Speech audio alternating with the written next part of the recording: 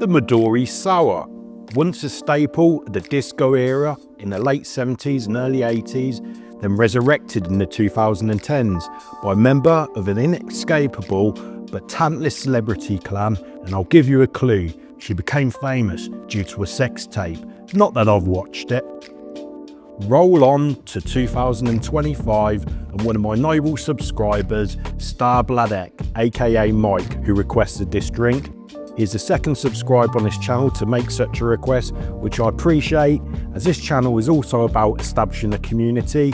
So let me know in the comments what you want to see in the future, but just ensure it's a proper drink and don't try to poison me. I've also opted to scale down this drink and make it more in an original proper sour spec and not a drink you're going to down in a nightclub. The ingredient lineup. This is a simple 3-ingredient cocktail. For starters, we've got this brilliant green drink, which is known as Midori, which is a Japanese melon liqueur. This will be our sweetener as well as our base spirit.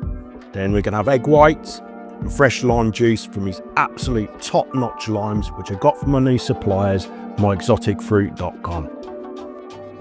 Let's kick this off by adding 2 ounces, that's 60 ml of Midori to our shaker. Follow this up with 1 ounce, that's 30 ml of fresh lime juice.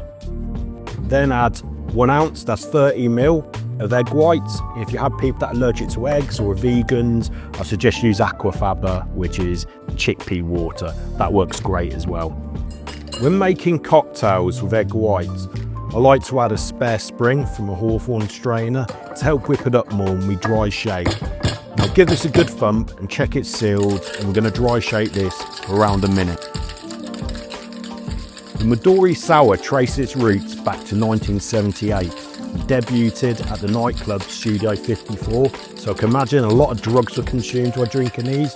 The original cocktail often contained the dreaded sour mix, vodka, and was more a long drink topped up with soda water. Then I'm going to remove the spring, add some ice, and then we're going to give this a wet shake for around 10 to 15 seconds. Let's double strain this into a Nick and Nora glass, or if you don't have them, a coupe glass will work absolutely fine. This has turned out absolutely brilliantly, so I'm not going to garnish this. The taste test. This drink was absolutely delicious. The Midori and the lime work well together.